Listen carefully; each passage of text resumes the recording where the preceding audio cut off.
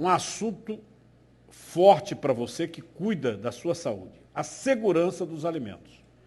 Você comeu alguma coisa aí passou mal? Alergia, teve alergia?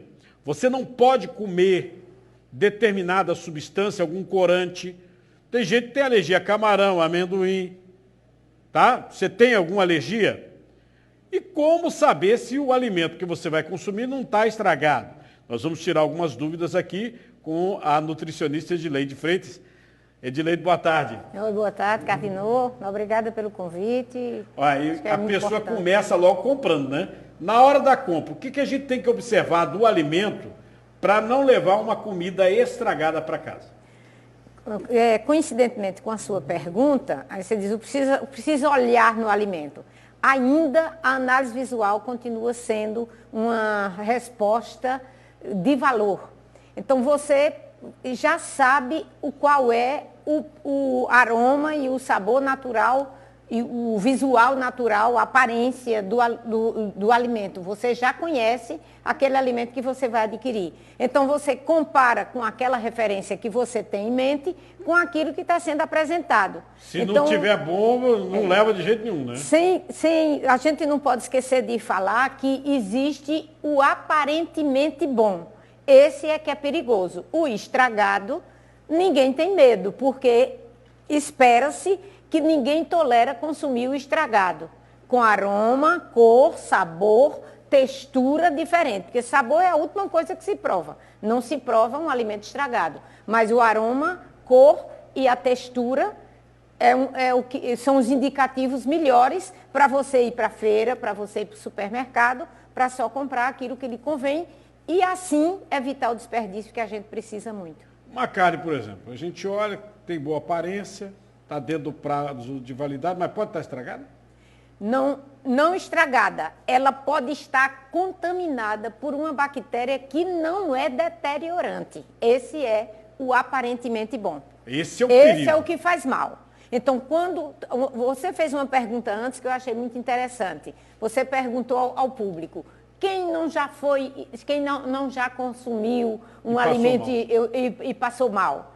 Então, sempre eu faço essa pergunta, os que dizem sim falaram a verdade, os que dizem não mentiram. Todo mundo já teve alguma indisposição alimentar por consumir um alimento. Aí as maiores referências são massas recheadas, tipo coxinha, cachorro quente, daqueles que o povo chama comeu morreu, que tem na rua, né? É verdade. Então, isso daí é uma coisa que acontece. Então, as bactérias, elas são separadas em duas categorias. As deteriorantes, a que estraga, e as que são patogênicas, que não necessariamente vai alterar a qualidade do alimento, a qualidade e a aparência do alimento. Então, você pode pensar que está consumindo um alimento perfeito, mas isso é resultado, falando na carne, é resultado do passado da carne, onde ele foi colocado no sistema de refrigeração.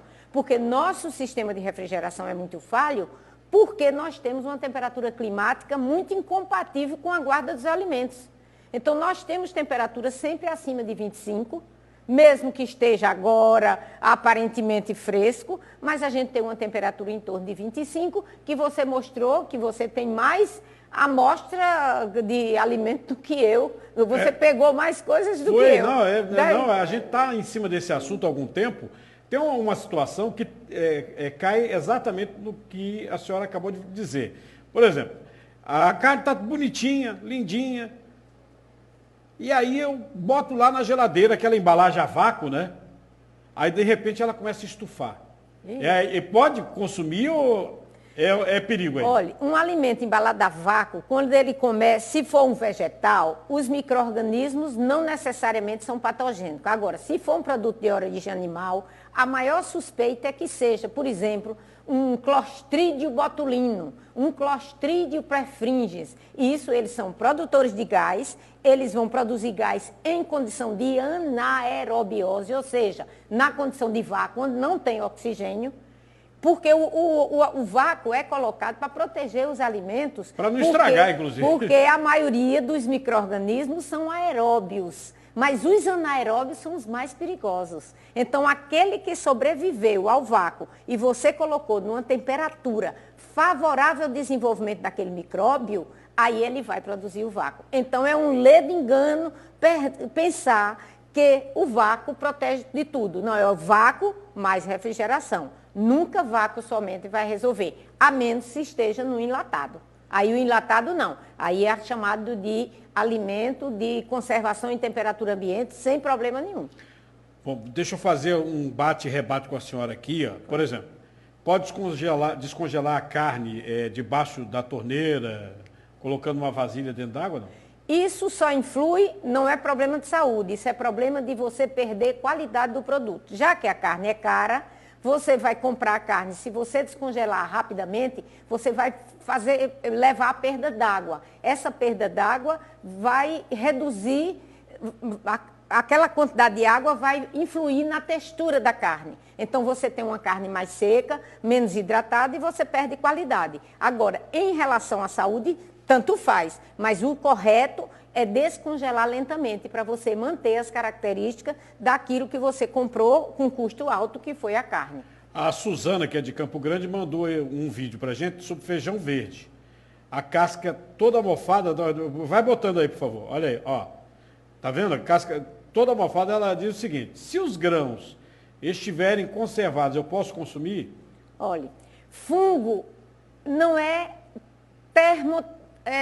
não é termotolerante, ele é um termosensível. Se você cozinhar um fungo, botar para... Ninguém come feijão cru. Não, então, se você cozinhar, o fungo vai morrer. E se você viu que, mesmo que a casca, a vagem é a proteção que a natureza deu. Se a vagem estiver mofada e você, quando debulhar, você vê que o feijão está bom, pode, porque você vai cozinhar agora, assim e não vai ter problema. Pronto, estamos falando agora que cozinhar. Agora, o pãozinho, né, que eu mostrei, inclusive, sim. aquele mofinho. Eu vi na matéria. Arranca o mofinho e come o pão, não dá? Tem gente que faz isso. Sim, aquele fungo... certamente ele não é perecível para alimento. Pode ser até um fungo que faça mal por contato, mas por alimento ele não é. Aí daí você comer o pão, ele vai ficar com gosto ruim. O fungo às vezes dá até sabor amargo.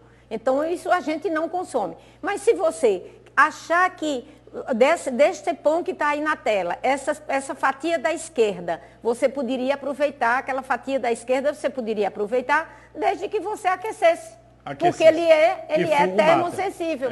Ele vai ser inativado com o aquecimento. Fungo não é o grande problema. O problema é o fungo quando ele está no meio de cultura bom, como é a pele da gente, a fungo que pega nas vias aéreas, no pulmão, esse é o fungo perigoso. Mas o fungo que está lá no alimento, você come fungo, você come o queijo que é fungado. É fungado. E aquele fungo é um fungo específico, é um aspergillus, é um penicílio, tem vários tipos de fungo que você consome em cima do queijo brie, em cima do queijo gorgonzola, roquefort. Então, aquilo ali são fungos que não vão prejudicar a saúde das pessoas. Edileide, muito obrigado, viu? Grato aí pela entrevista.